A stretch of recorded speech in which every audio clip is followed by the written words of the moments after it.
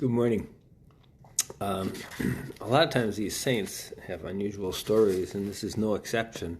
This is Saint Hildegund, and she was a monk and a virgin, and passed away in 1188.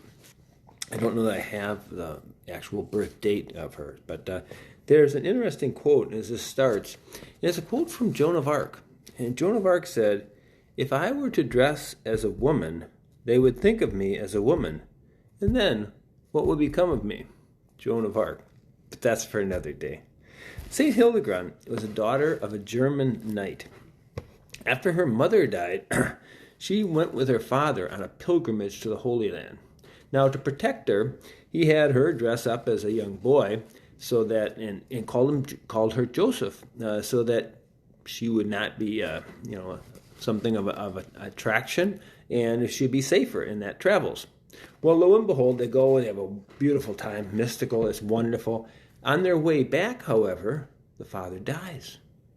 So Joseph now has a whole series of adventures getting back to Germany. And she makes it, she survives, she gets there. But she stayed on as John. Now, as Joseph. I'll get my story straight here.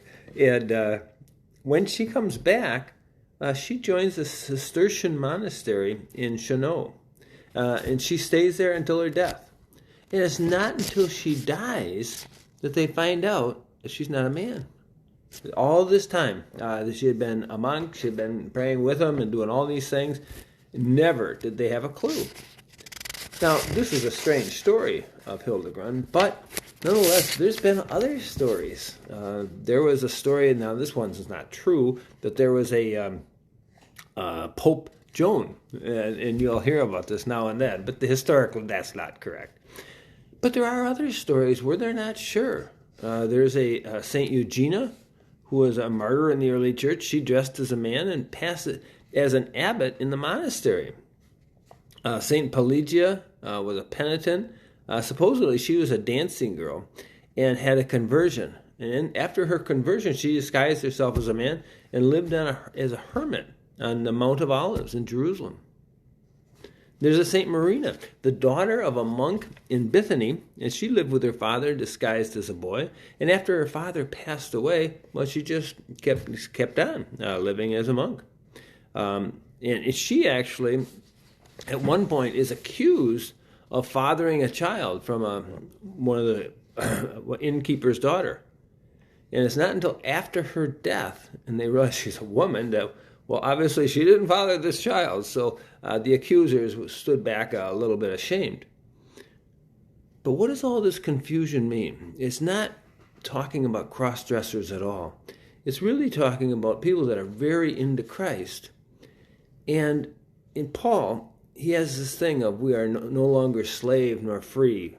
We are no longer male nor female. And that's how it's written in the book of Genesis. God created us, male and female. And all in the image of God. How we share that is something we have yet to learn. And I think there's a peak of that coming through, certainly in our normal economy, certainly not in the churches yet. And yet, there's an opening to the wisdom. Recently, the two saints that were named doctors of the church, St. Teresa of Avila, and not too much later, St. Therese of Lisieux, St. Catherine of Siena. There is an opening to a wisdom which we need to plug into.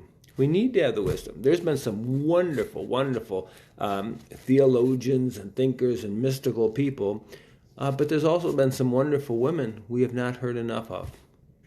Today, I think I need to listen to the wisdom of women.